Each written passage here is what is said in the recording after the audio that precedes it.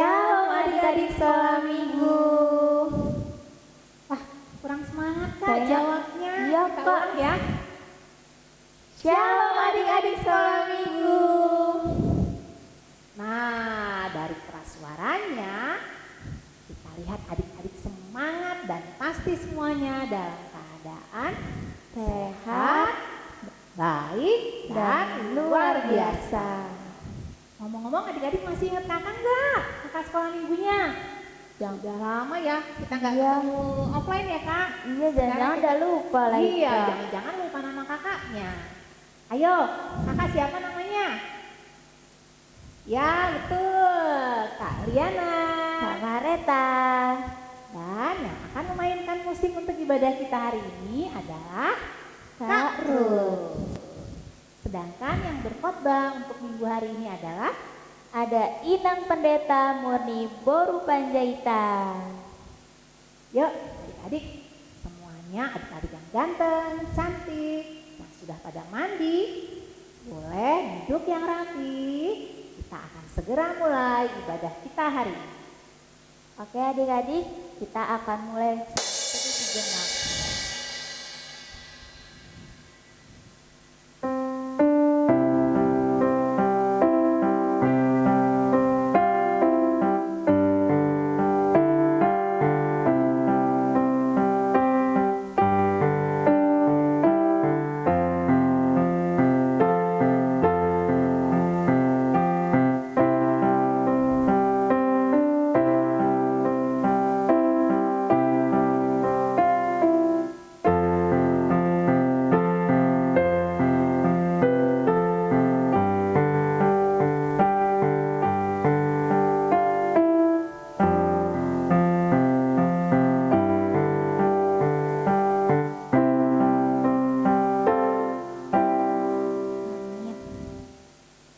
Nah, adik-adik yang masih semangat, kita mau nyanyi sama-sama yuk. Aduh, gak sabar nih Kak Reta.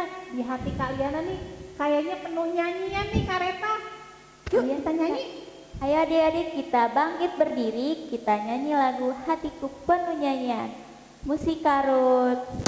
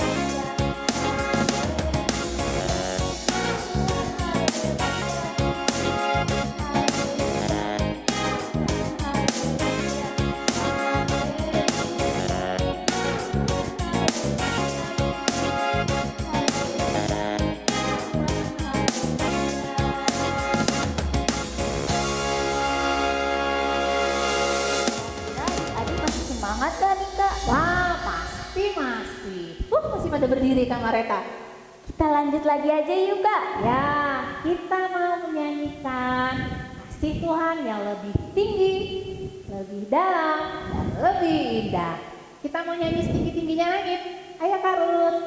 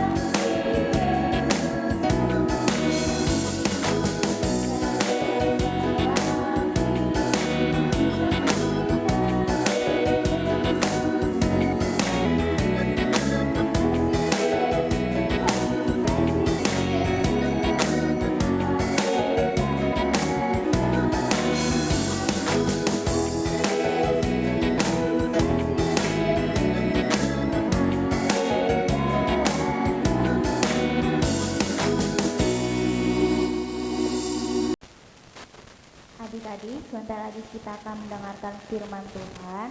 Kakak mau adik-adik siapkan Alkitab dan duduk yang tenang. Kita bersatu di dalam doa. Kami bersyukur ya Allah Bapa untuk penyertaan-Mu dalam kehidupan kami hari lepas hari. Saat ini kami akan mendengarkan firman Tuhan. Kiranya berfirmanlah Engkau, sebab kami telah siap. Dalam Yesus Kristus kami berdoa dan bersyukur. Amin. Shalom, selamat hari Minggu adik-adik. Apa kabarnya? Pasti sehat dan sukacita. Saat ini kita akan dengarkan firman Tuhan. Ayo dibuka Alkitabnya dari kitab Matius. Matius pasal 26 dari ayat 57 sampai dengan ayat yang ke-68. Ayo dibuka Matius pasal 26 ayat 57 sampai dengan ayat yang ke-68. Kita baca bersama-sama. Demikian firman Tuhan. Sesudah mereka menangkap Yesus, mereka membawanya menghadap Kayafas imam besar. Di situ telah berkumpul ahli-ahli Taurat dan tua-tua. Dan Petrus mengikuti dia dari jauh sampai ke halaman imam besar. Dan setelah masuk ke dalam, ia duduk di antara pengawal-pengawal untuk melihat kesudahan perkara itu. Imam-imam kepala malah seluruh mahkamah agama mencari kesaksian palsu terhadap Yesus supaya ia dapat dihukum mati. Tetapi mereka tidak memperolehnya. Walaupun tampil banyak saksi dusta, tetapi akhirnya tampillah dua orang yang mengatakan, orang ini berkata, aku dapat merubuhkan bait Allah dan membangunnya kembali dalam 3 hari. Lalu imam besar itu berdiri dan berkata kepadanya, tidakkah engkau memberi jawab atas tuduhan-tuduhan saksi-saksi ini terhadap engkau? Tetapi Yesus tetap diam. Lalu kata imam besar itu kepadanya, demi Allah yang hidup, katakanlah kepada kami, apakah engkau Mesias, anak Allah atau tidak? Jawab Yesus, engkau telah mengatakannya. Akan tetapi aku berkata kepadamu, mulai sekarang kamu akan melihat Anak Manusia duduk di sebelah kanan Yang Maha Kuasa dan datang di atas awan-awan di langit. Maka imam besar itu mengoyakkan pakaiannya dan berkata, ia menghujat Allah.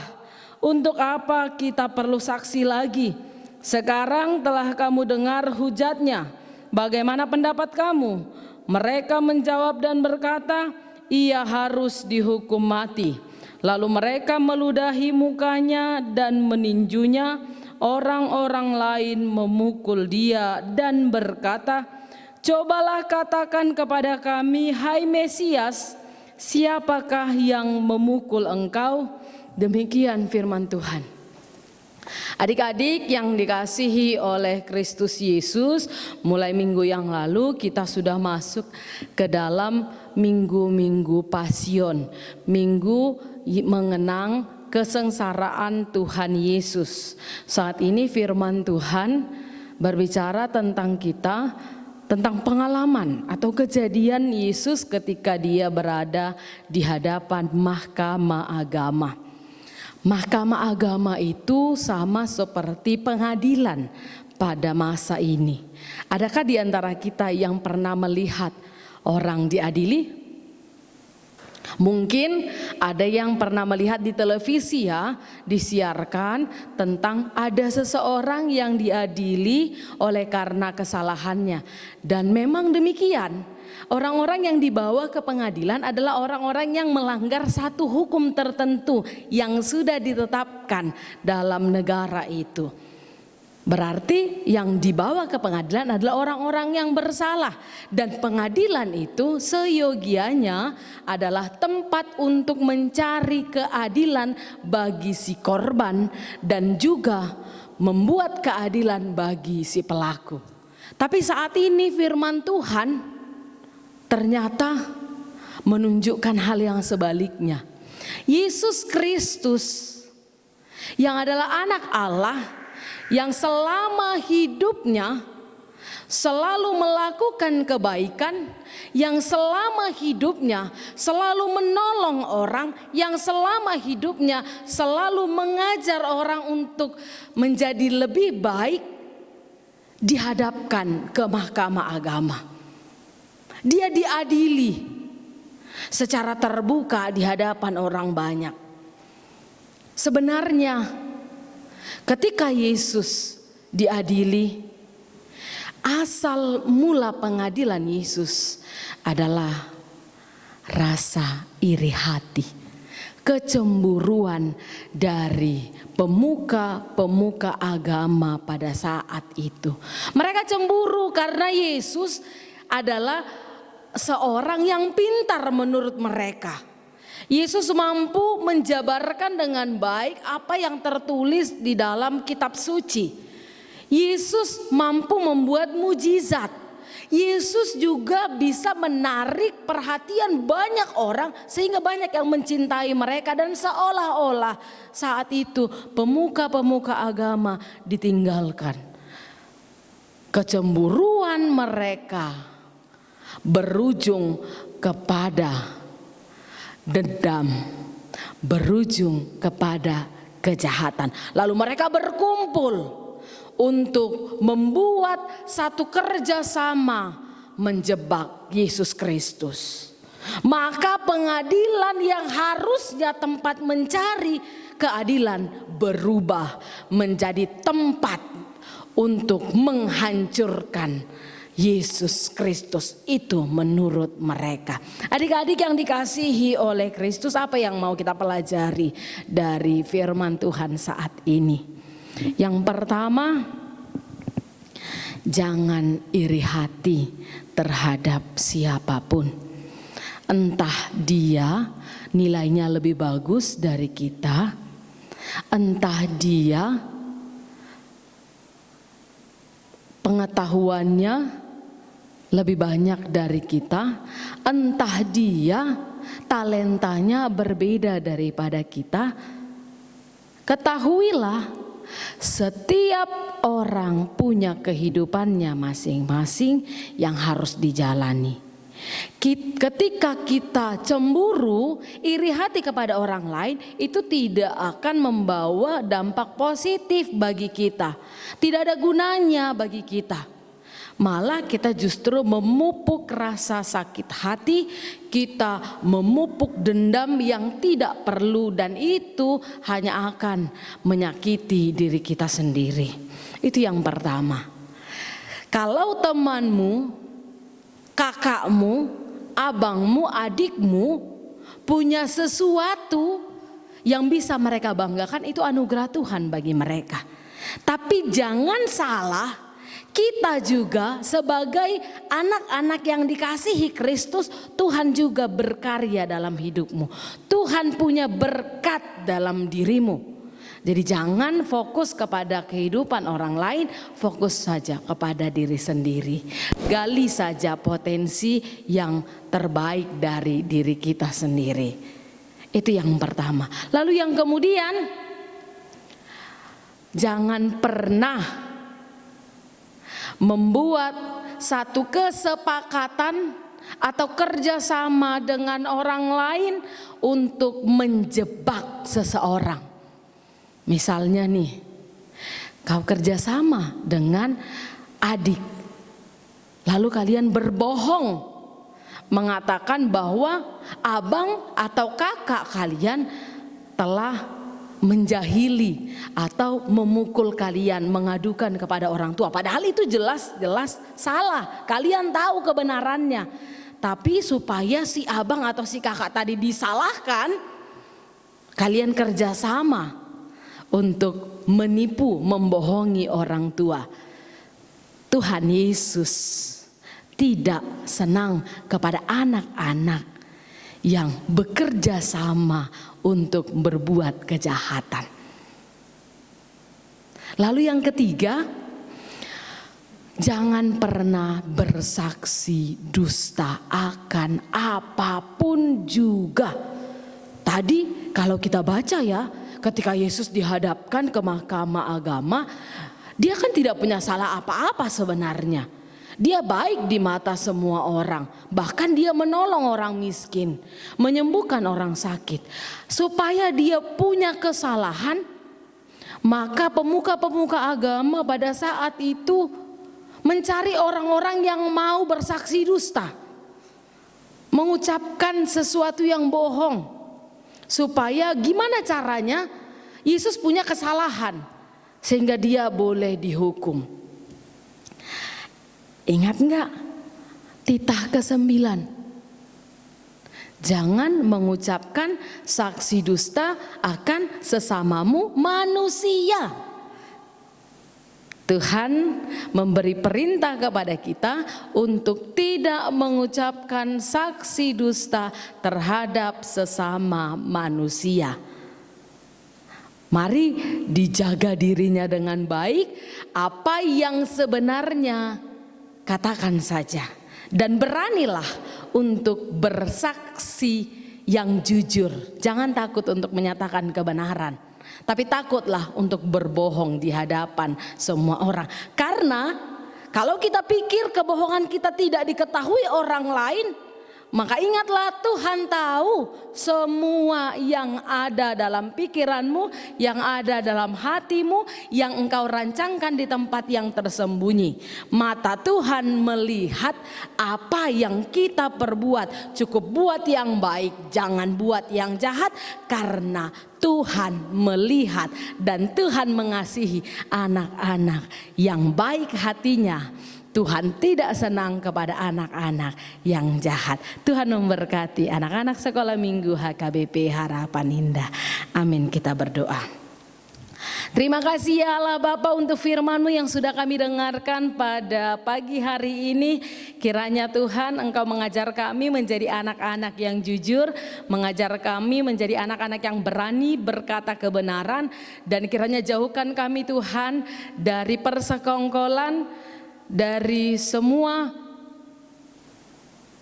perilaku-perilaku jahat, dan kiranya Tuhan kami boleh menjadi agen-agen kebenaran dan keadilan di tengah dunia ini. Berkati pertumbuhan setiap anak-anak sekolah minggu HKBP Harapan Indah dan seluruh anak sekolah minggu dimanapun berada dalam proses belajar di rumah masing-masing. Kiranya Tuhan memberikan kepada kami kesetiaan sehingga kami boleh menikmati proses belajar itu, dan kami boleh menyerap setiap ilmu yang diberikan oleh guru-guru kami. Kami berdoa juga Tuhan untuk pandemi ini kiranya boleh segera berlalu. Berkati orang tua kami, berikan panjang umur kesehatan, setiap pekerjaan tangannya kiranya berbuahkan kebaikan. Di dalam nama Yesus Kristus kami berdoa dan bersyukur. Amin. Adik-adik, tadi kita sudah mendengarkan firman Tuhan, bagaimana Yesus dibawa ke hadapan mahkamah agama. Sekarang kita mau masuk minggu apa sih Kak? Sekarang kita mau masuki minggu Prapaskah. Kita akan melihat, menyaksikan, mengikuti bagaimana penderitaan Tuhan kita sebelum Dia disalibkan di kayu salib. Adik-adik mau kan mengikuti teladan yang sudah Tuhan Yesus berikan? Pasti mau dong, mengikuti ketaatan Tuhan Yesus. Ya, karena kita tahu apapun yang kita perbuat, Tuhan kita melihat dari sana. Kita menyanyi lagu apa Kak? Mata Tuhan melihat. Musik Kak Ruth.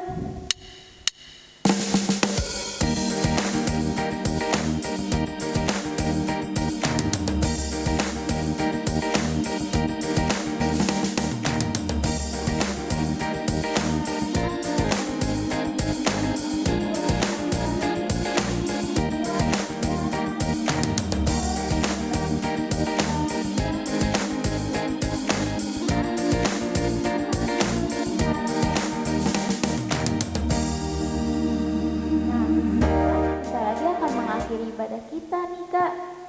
Ya, kita mau melakukan komitmen ya adik-adik. Anak Tuhan tidak boleh bohong. Ayo kita nyanyikan Kak Ruth.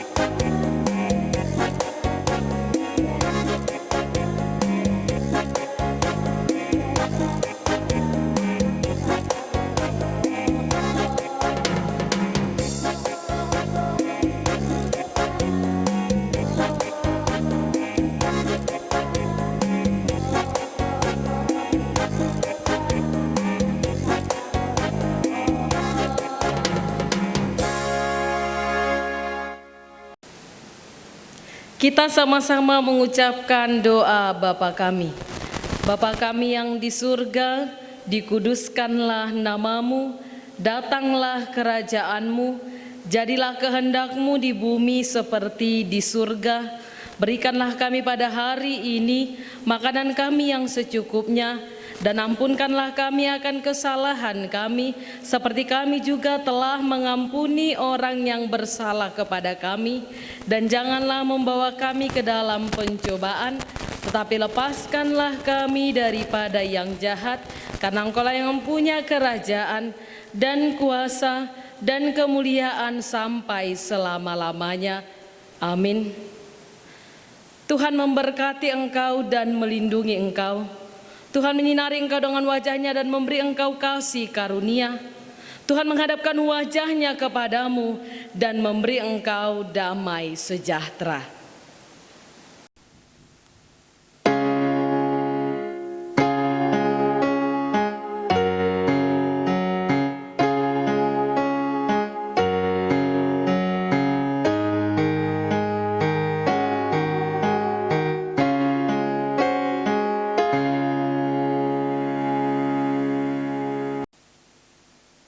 Selamat hari Minggu adik-adik. Salam sejahtera buat kita semua.